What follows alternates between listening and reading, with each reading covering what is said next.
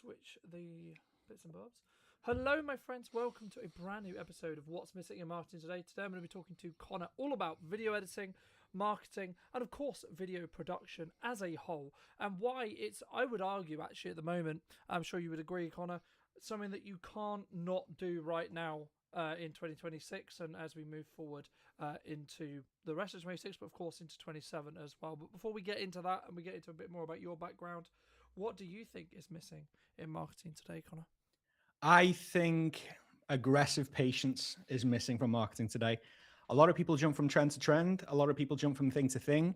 You very rarely see people stick it out and target one format, one platform, one approach for 1 year. That is boring, but boring actions tend to produce sexy results. That's my philosophy. And I don't see enough people doing that. I love that. And I think, I mean, just building off that quickly, I think, especially January, right? It's that, Mhm. or it can be. I was going to say it is, but it doesn't always necessarily have to be. Is there a question mark? Is there I do the actions, I do the things, I do all the right stuff, I put the videos out, I invest in the editor, I keep things moving forward. But when's the till going to start ringing? When's this work? Is that likely in January? Is that a January thing in your experience? Would you say? I think it's entirely dependent on the industry the person is in and their offer. So I think if video is generally failing you, I don't think it's necessarily the fault of the video. It might be the structure around it. So people might enjoy the video, they might land on your profile, might land on your services, ultimately decide possibly it's not for them. There might be a pricing structure, it might not be the correct time for them to invest. So there could be a multitude of reasons, but I would say consistency on camera, deliberately speaking to your ICP over and over and over again. If you're doing that and you're not seeing sales, then I would say strongly the video is not the problem. So, in regards to, so to answer your question, no, I don't think that's a problem, but I do think people are quick to jump on it saying, oh, I'm not getting engagement, I'm not getting leads, I'm not getting this, that, and the other. That's fine, that's fair enough. So maybe you haven't been as aggressively patient as I mentioned. Are you combining the video with outreach? Are you just launching the video, sitting there waiting and twiddling your thumbs, waiting for it to come back to you? Because if you are, you're wasting your time. So what else are you doing alongside that? So if you're not doing anything else alongside that, then your video definitely isn't to blame. Yeah, and I think sometimes, like, yes, of course the video is part of that structure, part if it's done correctly, right? It sits in that sales process, sales funnel, or maybe like just top end on marketing as well, depending on of course what you're doing. But I think we I guess in sometimes in the past we don't always take self accountability 100% to like why things are busy, why things are quiet, why things are maybe not the desired business as a whole that we're looking for. I mean, a lot of the work you do is very remote editing style. Was that a choice that you chose to have that maybe location freedom or to have the kind of, I guess, in some ways, future proofing of, yeah, I don't need to be necessarily going to see my clients on a day to day basis? Or like, how did you sort of get into remote editing? Because I think so many people, they look at like maybe what I do or maybe the production side and they maybe look at it as a full package. But something I wanted to discuss with you, of course, was actually to get the best of both worlds. I think there's so much more that can be done, and sometimes actually having a different person's perspective when it comes to the editing side can be the reason why the video does, you know, that 1% better or that 2% better, etc. In regards to quality.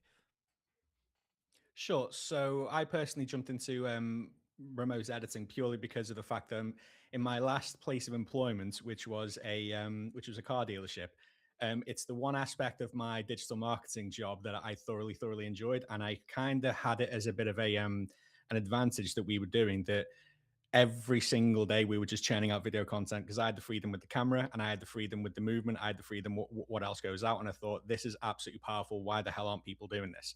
Then I thought to myself, well, I'm not a videographer. I don't pretend to be, but what I can do, I can make existing footage look incredible. So the reason I didn't move, I moved purely into the editing level. Like obviously people need videographers. If that's what you need, that's not a problem. I work very closely with videographers and I respect that they do. But I believe personally that the value comes in what you actually produce in terms of what you're saying and the lessons that you're giving rather than the quality of the production value itself, rather than the quality of the camera footage itself, so to speak.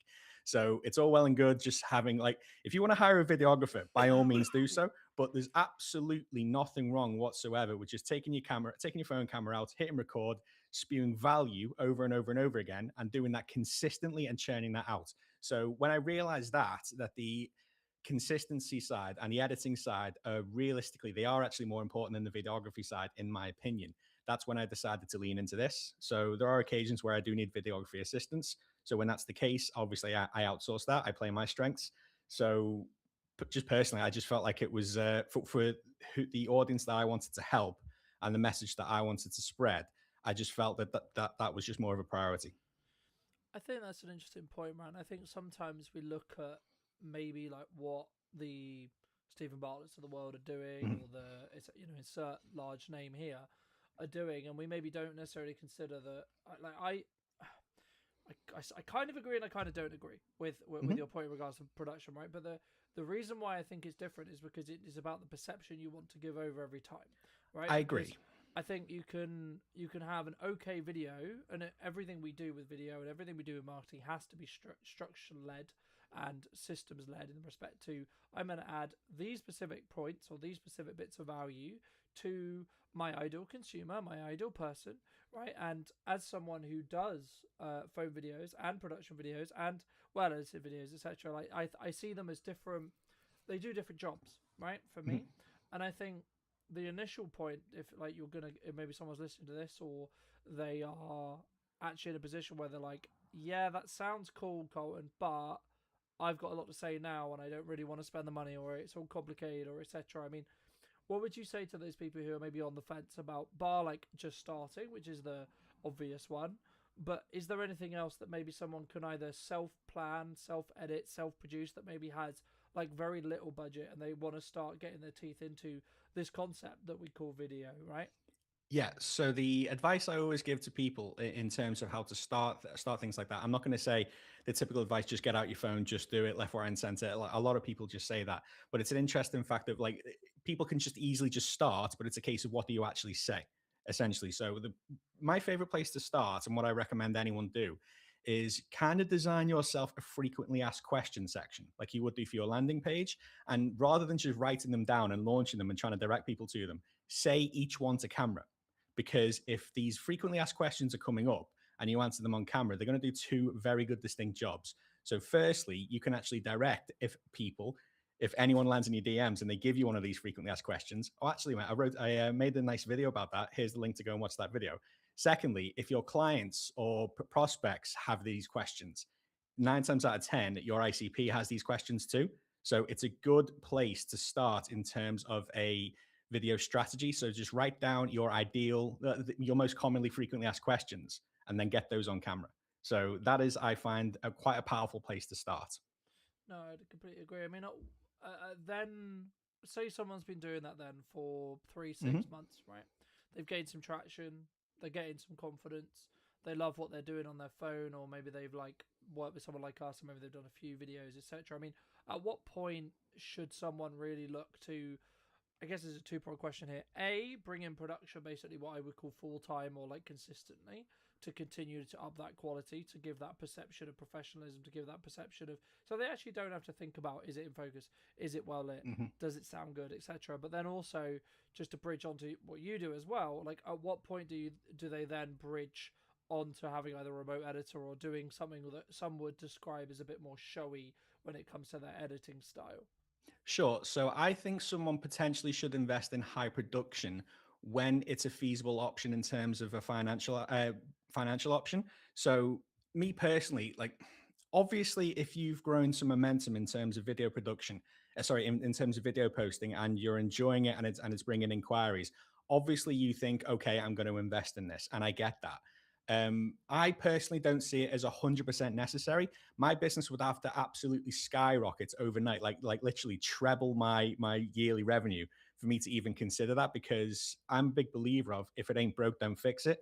The setup you're seeing me in now, I just literally put my phone in the corner and talk and turn the recording off and edit directly from here, and that brings me leads, that brings me clients, that keeps my business alive. So I'm of the basis of, if it ain't broke, don't fix it. So I'll probably continue to do that up until a point where I upgrade purely because I want to.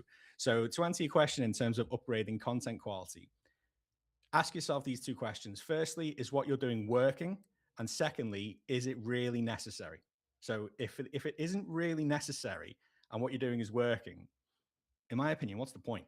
Mm. So if something's working, why change it?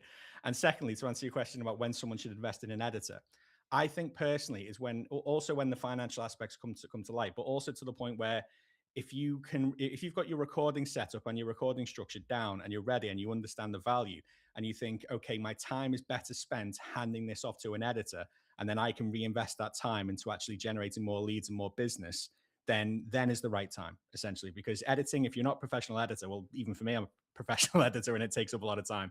Editing can absolutely chew through your day. So when you're a founder, when you're an expert, when you're a business owner, realistically offloading that process and then reinvesting that time elsewhere probably will return your investment tenfold Yeah. over time. Absolutely, I think that will. So the time aspect of it, I think we all know as business owners, time is more valuable than money. So when you offload that and it stops chewing through your day, so in the case of anyone who works with me, for example, you record your footage, give it to me. Within 3 weeks, you've got your highly polished content ready to utilize. You can spend that 3 weeks concentrating on your business and maximizing cash flow or whatever it is that you do. Yeah. So it's that peace of mind, really. So when you're ready to buy peace of mind, essentially, and you feel like, yeah, I can actually offload this, that's the right time to pull the trigger. I think I completely agree, and I think as well, like that would be, and it's, I guess in some ways it's actually down to, as we said at the beginning, kind of around what that business is really Mm-hmm. looking to build. So a lot of the people we work with is professional services.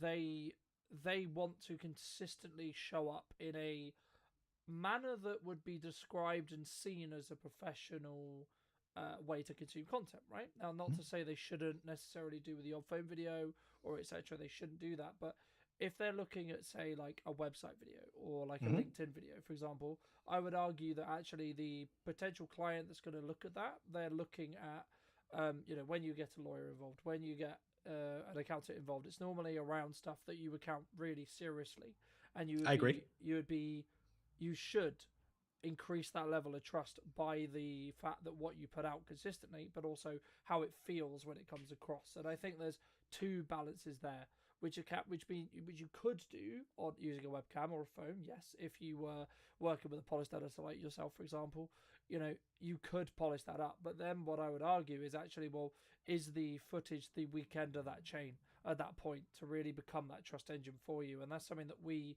focus to work with our clients, is like, actually, let's build an entire system that leaves no question marks, right, on I the agree. professionalism, how you come across, etc. But it's very easy for us to say that about, you know we're clearly very competent in the respect to how to come across, how to talk to our ISP, or a unique selling proposition, or like the person we're trying to talk to, right? That group of people who we're trying to talk to.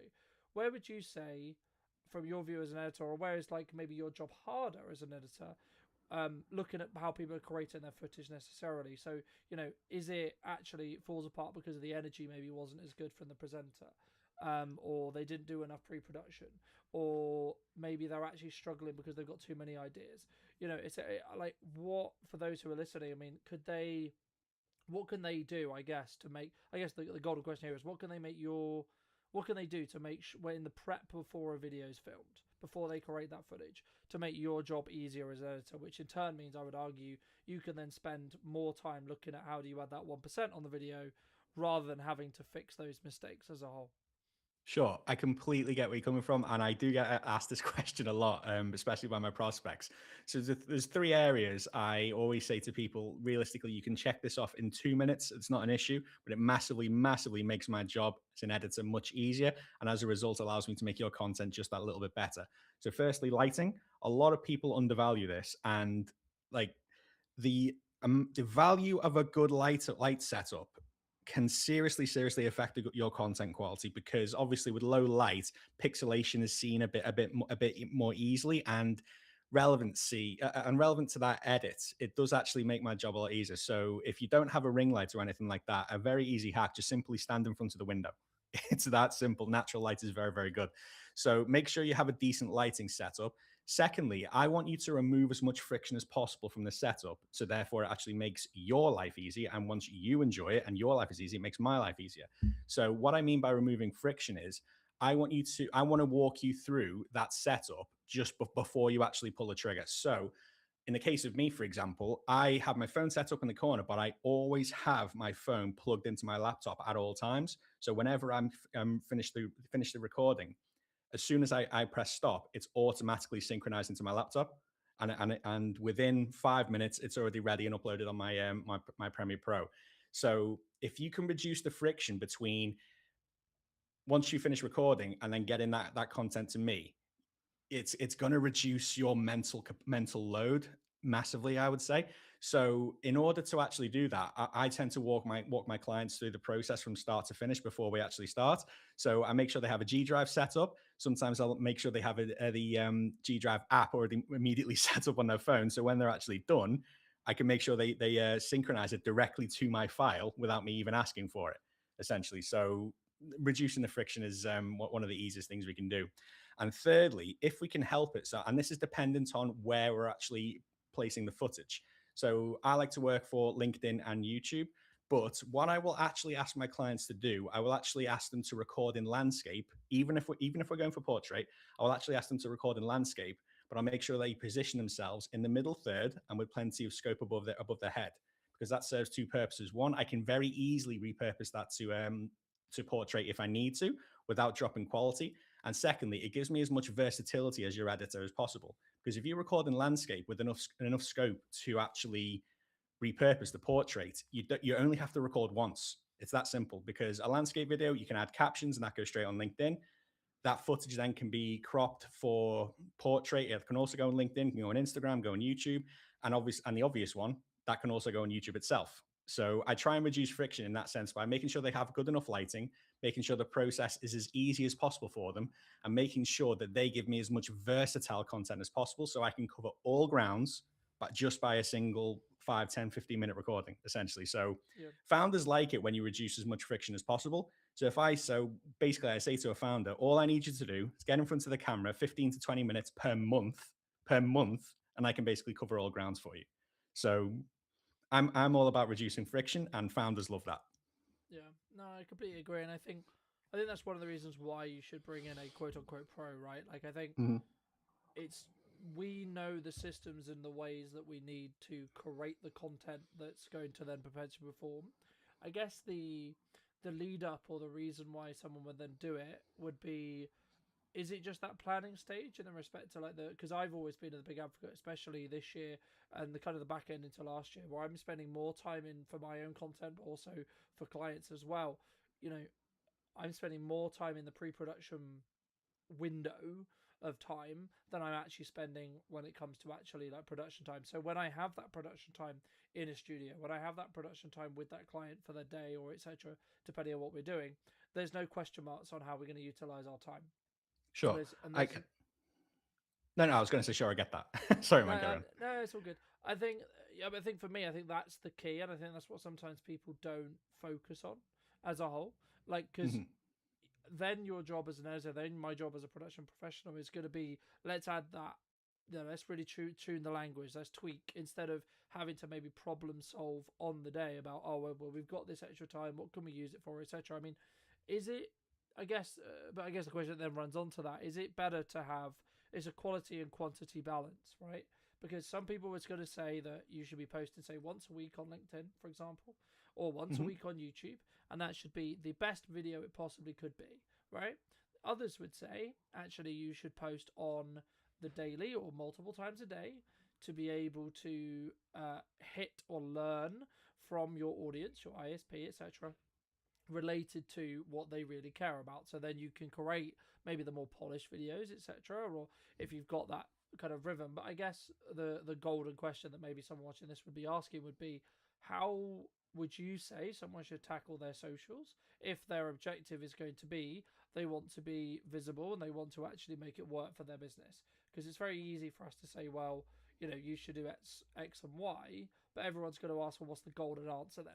Should I be Mm-hmm. daily? Should I be weekly? Should I be monthly? What do you think? I think the sweet spot for video content, especially, so we'll take LinkedIn for example. I think 3 times a week at least should be your golden spot. Because of that, I always we offer 12 videos a month as our package, and for that very good reason. But I find three times a week is the sweet spot because there's always that debate over quality versus quantity. I believe in quality at quantity. Yeah. So 3 videos a week gives me enough scope to give you enough attention on that video to make it very high quality, but at the same time, enough leverage to not overproduce, so to speak. So I've kind of found that sweet spot. So I think 3 times a week should be your preference. And I don't think, because if I see 7 videos a week from you, if I see a video every single day from you that's relatively basic, yes, you might be getting your message across, but you're kind of limiting yourself in the fact that you might not be standing out as much as anyone else you might see on the platform. But at the same time, if you go super, super, super high quality and you're only posting 1 video a week, you're almost limiting yourself in the scope that you can be seen. So balance is key in this area. So that's why, after thorough research and thorough planning, myself and my wife came up with the prospect of 12 videos per month. Like, we do feel like that's a very good balance And are they in all? terms of short form. Yeah. And are they all directly tied to like this is going to move the journey forward revenue wise, or should someone potentially look at like, hey, I've got this like fun idea, maybe not necessarily working like getting you to edit it necessarily, but they got this quick idea after a meeting on a video, and maybe with those elements, so maybe you got, you know, your 3 videos a week for example, and then you've got maybe those 2 other slots that you could either follow with written content, image content, etc. But should people then actually like pull away the mask a little bit and have more raw, gonna quick and dirty, like on my phone content? Do you think? Absolutely. You see it all the time. You see it all the time. So I would never discourage that. But I would always say, if you're just doing that, then maybe obviously you might want to upgrade that a little bit. So again, one of the reasons why we offer 12 a month is because 2 reasons. One, so firstly, we kind of don't want to interfere with their current marketing platform. So if I was to go all out and offer people 28 videos a month, for argument's sake, then in theory, yeah, they'd have a video going out a day, but that they could realistically post not much else. And I don't really want to interfere with what people are doing. But secondly, it kind of gives them the scope to experiment as well. So if a thought just immediately came to mind and you wanted to actually get that out in a very quick video, obviously you don't want to send that footage to me. You want to get it out immediately. So that would leave you enough scope to do that. So I would never discourage someone from doing that. So yeah, I would actively recommend that if that's what you wanted to do, but I wouldn't lean on that for the structure. That could be a daily habit to get into. So it's, I don't know about you, but it's quite annoying that LinkedIn doesn't have shorts. Mm-hmm. Sorry, it's quite annoying LinkedIn doesn't have stories. Is what I meant to say. Yeah. So you could realistically get those out. And I experiment with uh, stories all the time on the likes of Instagram, and whatever response I get from that, potentially I could bring forward for a more high quality video. But yeah, to answer your question, I would never discourage anyone from doing that, as long as that's not your base, so to speak. Yeah, no, I agree. I mean, I think for me, and something that I've been thinking about for probably like the last 6 months, I would say, but really executed on this month, is having like clear understandings of what each platform requires in regards Hmm. to its content. And then, like, so for example, I'll use YouTube and LinkedIn because you used it earlier as the example. For me, that's where I put my top, I would say, 10% of my content. So in Mm. regards to, I know it's hitting the right like marks in regards to what the message is, how it comes across, how I come across, etc. But also like the best quality content I can produce.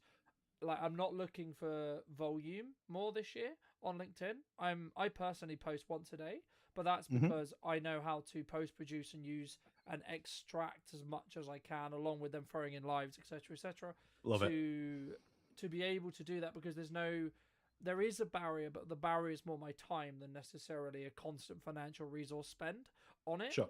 because I own all the kit, because I know what I'm doing. And also it then has a byproduct of clients constantly seeing me high production, so then it's a good idea and they feel like I'm the go-to person when it's right for them. But the crux of what I was going to say is, like, when it comes to like short form platforms like TikTok or Instagram, etc., that's when I'll be like really experimental and where I'll maybe be a bit more aggressive in regards to my posting output. as a Mhm. whole, and like also on YouTube Shorts as well. Like I'm very particular on my long form stuff, and I want it to be very specific and very targeted and very well cut and very well edited and very polished. But also but then on the short form stuff, it's like actually it's only going to have a shelf life of maybe 12 hours, and it's where I get to experiment with language. I get to experiment with like look for those outcropper videos, and even Mhm. if I first film it on my phone, I'm testing language, I'm testing reaction, I'm testing how well did it do when I did it on my phone. Because then when I come into a studio day, or I look for a performance video, or I look for like a podcast theme, I can then take those themes that I already know work with my audience and then Mhm. go, okay, cool, we can now polish those up. So you're not necessarily going to invest time, energy, and resources and editing time and so on potentially dead topics. But it leads on to my next question, which was going to be around like, you talk a lot about shipping content, right? Mhm.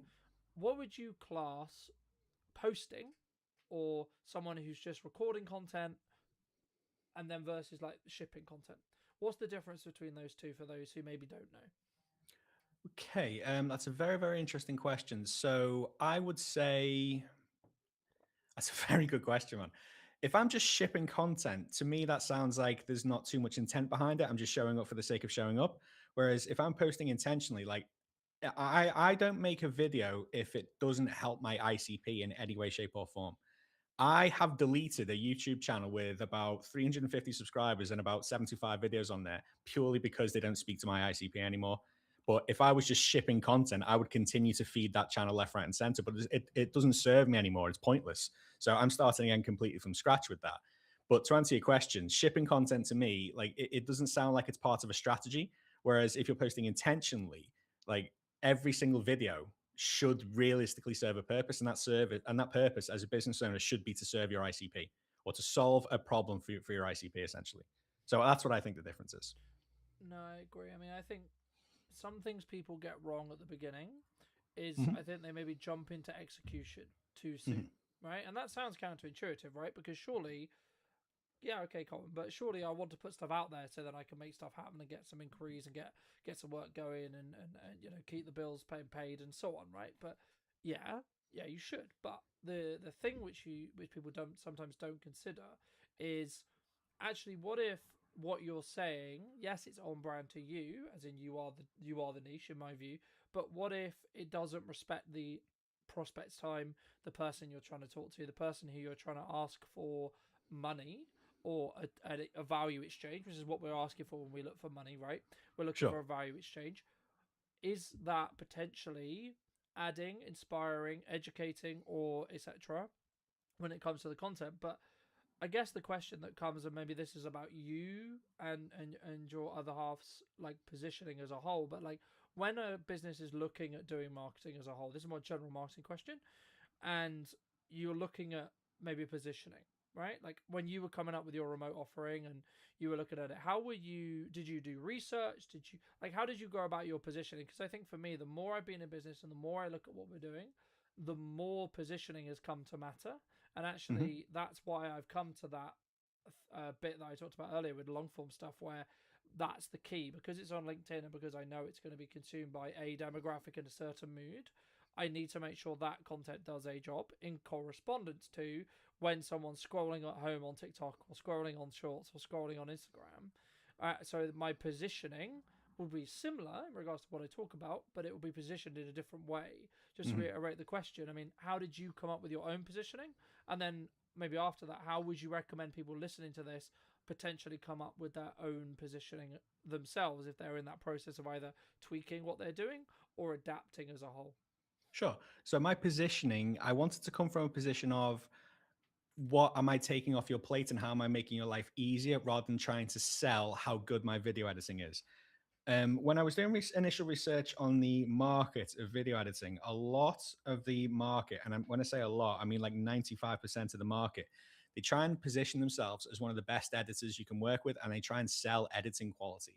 So trying to sell what you're good at as opposed to trying to sell the problems you can solve for your ICP, it's not really a strong approach. And I wish I'd taken that approach from the very, very beginning because I did make that mistake at the start. But it's only when I was a solopreneur. But it's only when I went into a full on business with myself and my wife that we actually changed that positioning, and we just think we focused on how do I make these people's lives easier, as opposed to how do I show people how good I am, so to speak, Yeah. which I think is the wrong thing to do. So identifying what problem you solve as opposed to what benefit you give. Like it might sound similar, but from my experience, it's not. And that's kind of how I position myself in the video editing niche. So would I call myself an editor? Of course, but my main goal is not to provide you with high quality video editing. Obviously, that comes with a package, but my main goal is to alleviate your time, alleviate your stress, and give you another means to actually generate leads rather than just essentially saying, here's fantastic editing, like here I'm going to blow your audience away with the quality of these videos. Like no one cares. Like no one cares how good of an editor I am. No one cares of the level of the service you produce. They care about themselves, and they care about what problems that you solve, and the issues surrounding that are almost irrelevant, because you should be, any business really solves a problem. You go to a supermarket because you're hungry. Any business solves a problem. You go to B&Q because your bathroom's falling apart. It's a problem that needs solving. So that's essentially what we positioned ourselves as problem solvers. We need to help you alleviate your time back, so you can spend this on something that's going to keep business rolling in, as opposed to you're bogged down into editing your videos. So that's essentially the position that we came from. What do you think people get wrong about editing? I think digestibility is an overlooked factor. So I don't judge someone on how good quality their editing is. I judge on how well it delivers the information, and how well the video actually does its job on either promoting the individual, promoting the service, or just general positioning on the individual as a whole. So there's nothing wrong with producing content that's just captions and cuts. There's nothing wrong with that. You could probably run a 6 or 7 figure business off that. It's the value and message that you deliver. Like, I can only do so much as your editor. If you're taught, like, I'm not suggesting anyone I work with or anyone I've ever worked with does this, but if you're talking absolute garbage and you don't deliver any sort of value whatsoever in the business, in the video, sorry, the best editors in the world couldn't help you. Mm. That's the problem. So, but if you focus on delivering a good value message, and the video does its job of helping the digestibility of that message, that's a successful edit, in my opinion. So I don't really try and pay attention to all the bells and whistles. Before I press go on any sort of graphic that I add to a video, I think, does this help digest the message? If the answer is yes, I add it. If the answer is no, I let the video play. Yeah. And the amount of videos I've returned to to a client or a prospect because I say, no, you need to do this again. I'm not actually getting anything of value out of this video. So rather than just accepting that and just saying no problem, I'll go ahead and edit the video, I actually do make the effort to give that back, because I care. I care about my clients. So, like, the digestibility of the video and the value received in that video, the value proposition of the video, realistically, I would say is the most overlooked aspect. So a video can be well edited, but if it doesn't deliver value, what's the point? It's like having a Ferrari F12 Beretta with no fuel in it. Like, what's the actual point? So that's one of the things that I talk about a lot. I think I think for me there's a like, and the I guess the niche that we serve is people who could already go from concept to good in Hmm. regards to video delivery, how they come across, how they plan it, and of course, like there's elements that we can help with, etc. Like would you package your hook? Like maybe have you thought about doing it this way, etc. Like and working on that structural stuff before you start. But I think for me, the key is like the reason why you bring in a production professional, an editor, or both would be to take it from good to great. Because I Hmm. think the people who are going to be perceived as thought leaders, perceived as the people who are consistently listened to, they have, and actually, I would say the ones who are going to consistently grow, regardless of the doom and gloom on what the economy is going to do, arguably, it are the ones who A, show up with conviction, B, show up consistently, and then C, are hitting that great kind of line, or that, and that is kind of subjective to an extent, but there is certain metrics which make it great, which I'm sure we'll get into in a second. But Hmm. like for me, if you're not hitting great and you are hitting good, fantastic, but you should be then questioning, okay, how can you go to great? And if you are Sure. hitting great, how do you keep making your great become better and better and better on a 1% way? But for those who are listening, I mean, what structurally could someone look at basic from a basic level point of view, either that they're going to try and implement themselves, or Hmm. work with someone from a guidance point of view to say, okay, well, you know, what could we look at that would really separate those two camps between someone who's good and someone who's great? So first and foremost, you need to get your messaging right, and you need to get the structure of your content correct. So if anyone asks me, essentially, how do I structure my video?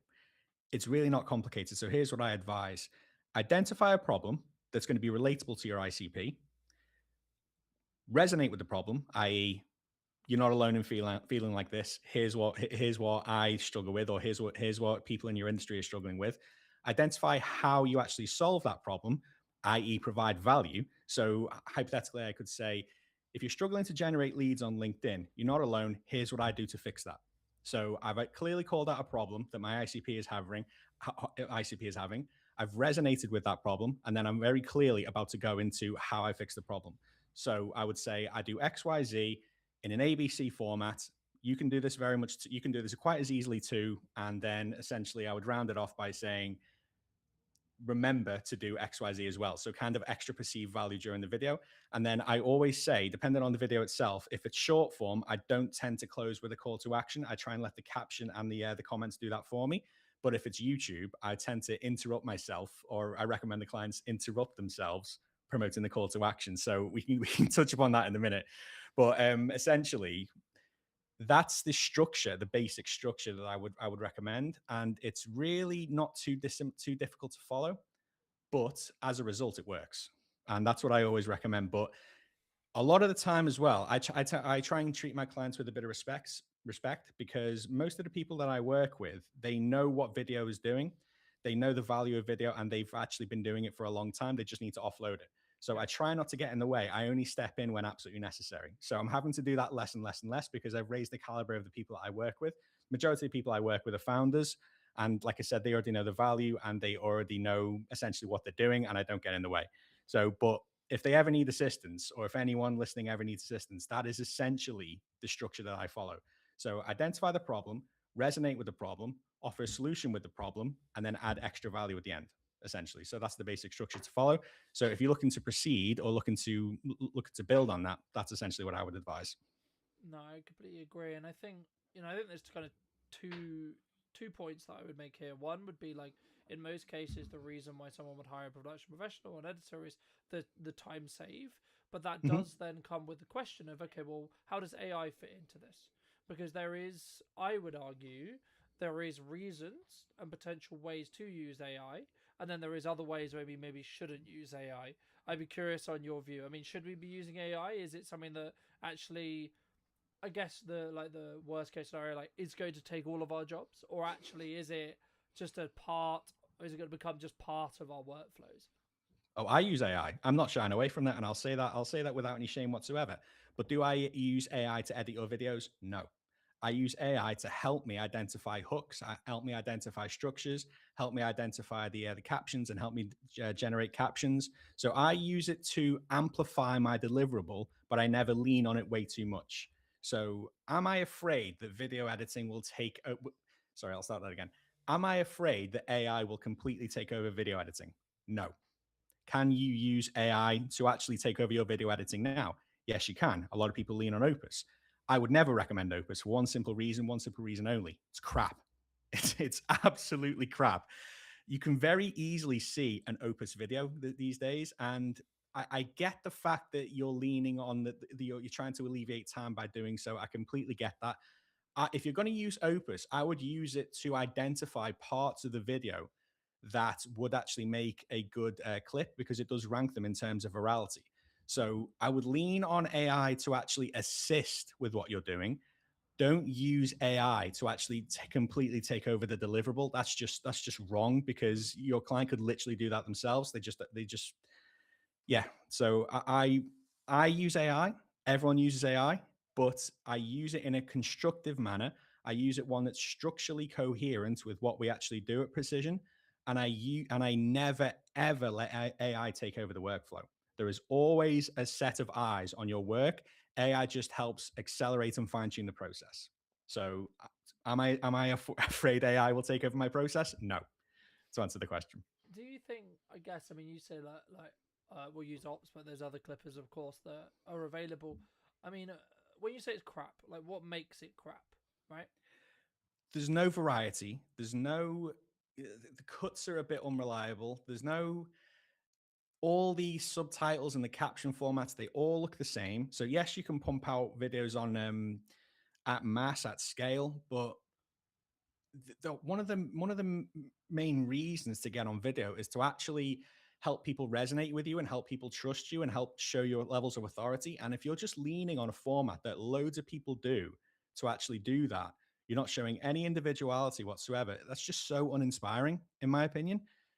To say it's crap is probably a little bit harsh, but but I stand by it. It is that's just my opinion of it, and I don't say that because I'm threatened by it. I see it as quite lazy.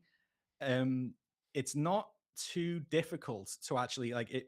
I understand some people have budgetary restraints and they might not be able to hire an editor just yet, but it's not too difficult to actually self teach yourself the basics and just get on CapCut or get on Premiere Pro and spend a bit of time in actually producing that until you're at the point where you can offload this. So yeah, that's essentially where I stand. I think. I think for me, and as someone who uses clippers, who uses editors, I I personally have a slightly different view. I get where you Sure. come from with it, but like my view is you should be right. It should be and it's kind of what I sort of treat when it comes to the long form LinkedIn conversation I had earlier, which is like your premier, what I call your premier content, your really top of the line, very like the stuff you script, the stuff you put a lot of time and energy into, the stuff that the production is really sways, etc. That should go to an editor. That should have Yeah. motion graphics on it. That should have really captivating subtitles, etc. But if you have a clip or a set of clips from a podcast that it's maybe something you're testing. Maybe it's Mhm. maybe you want to find the best clip out of a podcast, or you want to get a starting point if you're doing it, or your editor wants to get a starting point, or both. I think that's where AI can serve. It's not I to agree. necessarily replace an editor. I think they do different jobs in the same way. You would use a screwdriver in some respects. You would also use a hammer in other respects, right? I think the premium brands, the ones that are going to, I would argue, attract the attention, which in turn is they attract the right clients for them for their unique, either unique selling proposition or their ISP, are going to be the ones who use both, right? Mhm. Because I think if you, and maybe sometimes where the term comes from and where AI slop comes from, or like your very visceral reaction when I talked about clipping and using AI, I think comes from is because it can be leaned into and can be maybe over leveraged in respect to like, oh, I can just replace you with this thing, Yeah. right? And I think in a with a mix, I think is the best maybe middle ground. And I think actually either A as a mix or B as a starting point is where the value potentially can be there. I agree. And I think you need to understand, like, in some ways you need to rank your content. You need to say, because if you're going to be daily on LinkedIn, in the nicest way possible, you probably haven't got the budget, or but I personally don't have the budget at the moment to be doing 7 weekly, like daily videos that are all A star, A star, A star, Sure. A star. I would love to, but the reality is going to be like my constraint is time, the same with everyone, cost, the same with everyone to an extent. But for me, I look at it as a kind of the averages, right? So if I'm doing 7 videos, as long as 4 out of those 7 are A or A star, then actually the average can be, then they can be supported by something that's maybe ops clips or maybe a live stream or maybe a written post, etc. Right? I think once you start looking at your content and your marketing in tiers, especially on socials, and then optimizing for what the platforms want you to do, then you have more of a larger ecosystem that then allows you to create the best of both worlds, right? I agree. And that's why I think it's not. And I'm always a bit hesitant when people say, "Oh, you should do AI or an editor or etc." I think it should be right within reason. I think because as I say, I think some things need that human nuance, need that human shape, and others are just like it kind of goes into that camp of I've got this idea, let me just bang, here you go, right? Like Mhm. when I have an idea for a new video concept, like something that's been working for me this year is doing phone videos to test the tonality, and then I'll potentially film that as a walk-in video on a mirrorless camera. Okay, cool. So I'm up in the production quality, but then I maybe want to add captions on it quickly so it can be consumed better on those Sure. platforms. But I'm still in that testing phase with that terminology. So maybe it would be slightly overkill for me to get an editor in to do a really polished version of it. So that's when like AI can play in or like those other things. But just to move Fair. back, I guess, I think as a whole, if you're not doing something consistently, I don't believe you can gain competency in whatever that is. So if it's presenting, if it's coming across on video, which will be the common ones we're going to discuss today, but how do people actually get consistent? Because it's very easy for us to sit here and say, "Oh, well, be consistent," as Sure. we are consistent, right? But how would you say for people who are listening to this, how can they actually become consistent? For me, I would advise you need to remove as much friction as possible. So I'll use myself as an example, and this is what I always advise my clients to do. Where I work is my recording studio, and my recording studio is where I work. So everything is in a permanent position, light, phone, microphone, everything. It doesn't move.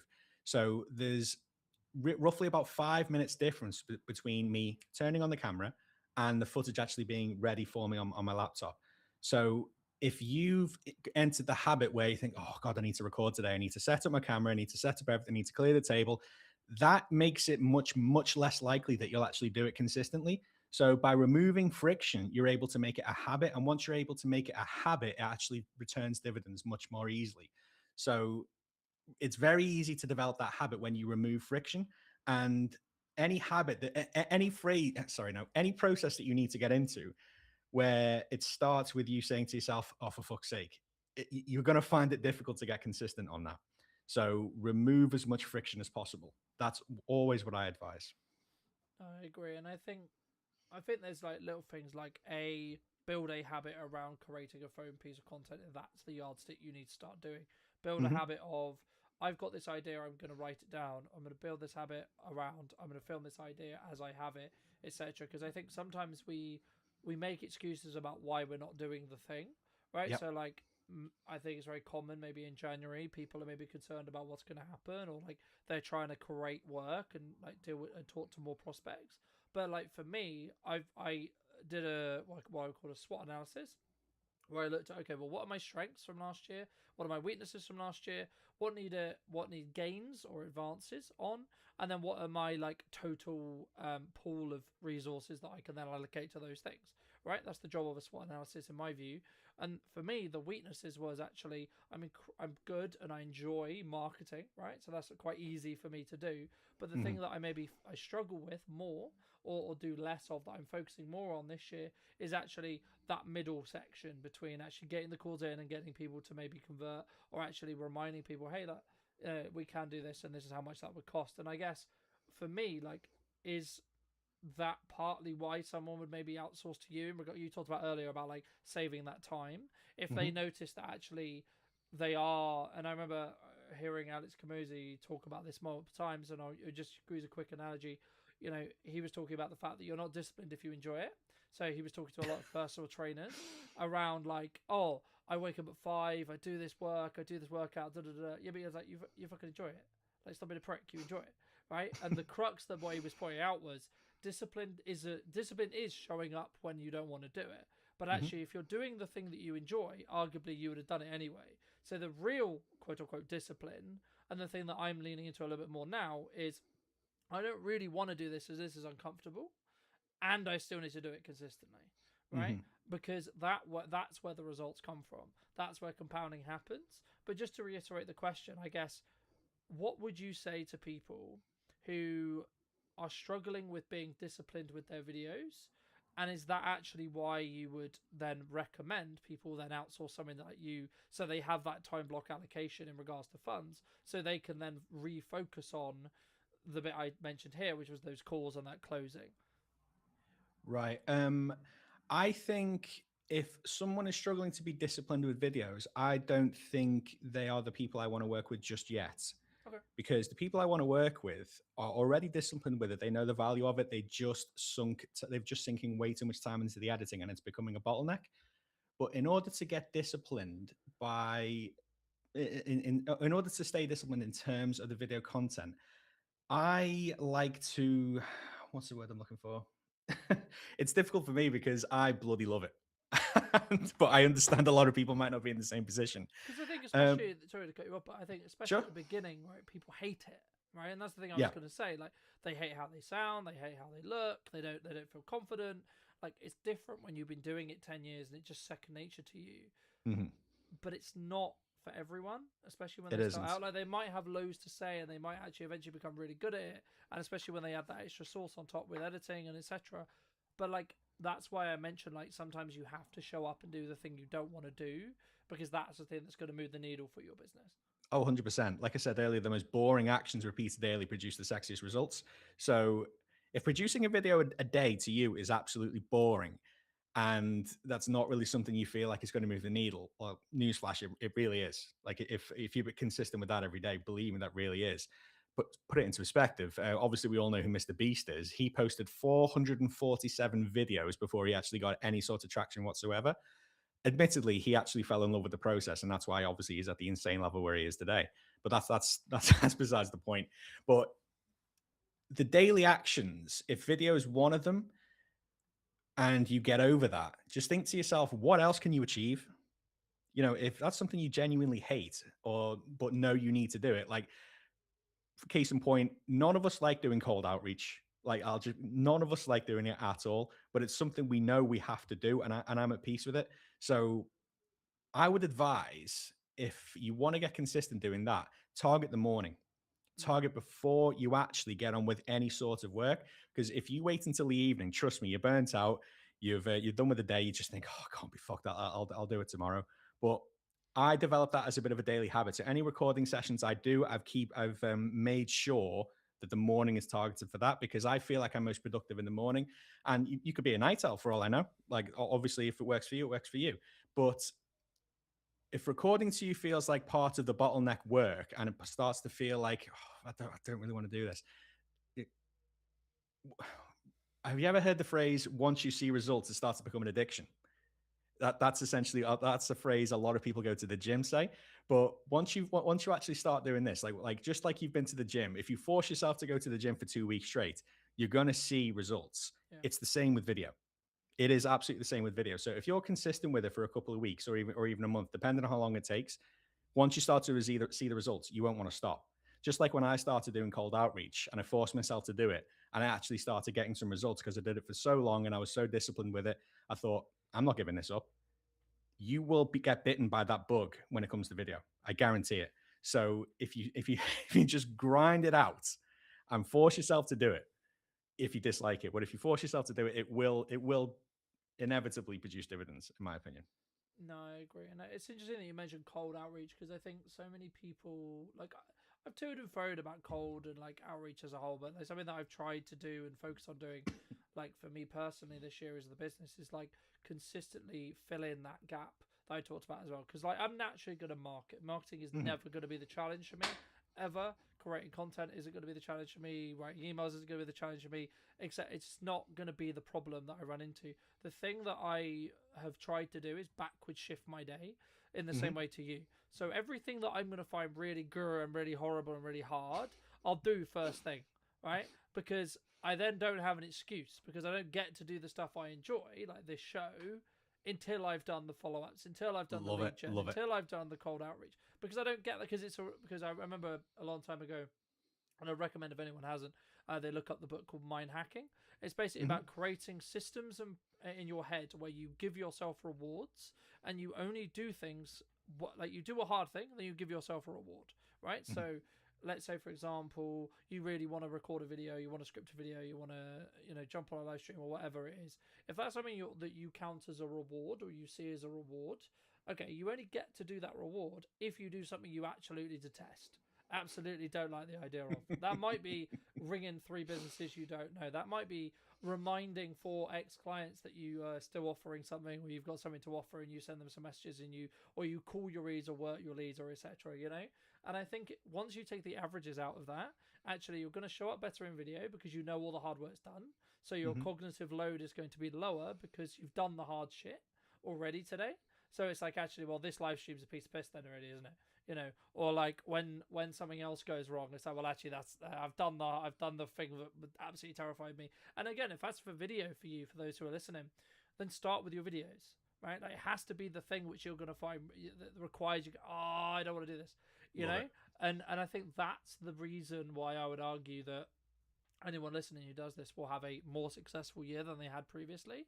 But I Mhm. guess as maybe as a final thought, I mean, has your definition, and this could be quite wooey, but like, has your definition of success changed across the last couple of years? Absolutely. Absolutely. So when I started, obviously my passion for video was still as strong as it is today. I envision myself having thousands of subscribers, thousands of views, and thousands of comments, and just making thousands and thousands upon YouTube ad revenue. And I thought, and then when I come to this point, that is a thought that everyone has when they start, but it's also the most damaging thought. So if I completely and utterly directed all my attention to that from the start, yes, I might probably get that, but would I have a business? No. Would I have more of a purpose? No. I'm essentially just showing up on camera and not actually doing anything with it. Mm. So my definition of success now is the inversion of my video content, let's say. If that starts genuine conversations, that is success. I don't care how many views it gets. I don't care how many levels of likes or comments or shares it gets, as long as it produces something which then I can actually build on. So one thing I've noticed, and this is a huge, huge advantage for starting video content. If anyone listens to this, please take this away. Your video content can become a self-replenishing content loop. So you post a video on XYZ topic, someone comments, you have a little bit of a back and forth in the comments. You take that comment section, that comment thread, that is the basis of your next video. You can even mention them by name. Me and Tony had a bit of a back and forth on this topic. Here's what was said. Here's the summary of it. Here's my opinion. What do you think? Tony himself is probably going to comment. So nice one. I remember this because how often do you get into a comment thread with someone and then they lift that comment thread and post it on a video and mention you and like, oh my God, I'm in their video like that. That's absolutely insane. And I've started doing that. And as a result, it just gets more and more and more engagement. It kind of compounds like that. So the more actions your video actually produces, the more you can actually build on further videos, essentially. So, like I said, it becomes a self-replenishing content loop. And then realistically, if you ride that wave for long enough, I don't think you'd ever have to scratch your head and think what to talk about ever again. So I've only just started doing that, but I found that was incredibly powerful. So that is the metric of success for me. What I produce, has it produced some what I've produced in terms of video, has it actually returned any sort of meaningful conversation? And if it sparks a meaningful conversation, it can lead anywhere. It can lead to more content, it can lead to a chat in the DMs, it could potentially lead to a sales call. So every video, I just want to reach out to essentially one person. That's all. I don't care how the other video does in terms of engagement. I don't care how it does in comments.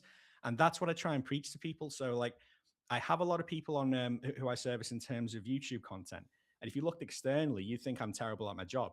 But realistically, they didn't hire me to get thousands and thousands of views. They hired me to generate business from the content I helped them produce. So the more specific you are in terms of what you talk about on camera, which you're probably going to speak directly to your ICP, and you should be. That's the goal. It's not going to get thousands of views. It's just not. It doesn't matter because you're speaking to a direct type of person, and it might only get 10, 20, 30 views. But if one of those views turns into a conversation, and that conversation turns into a sales conversation, that sales conversation turns into money for your business, that video's done its job. Yeah. Do you want to go viral?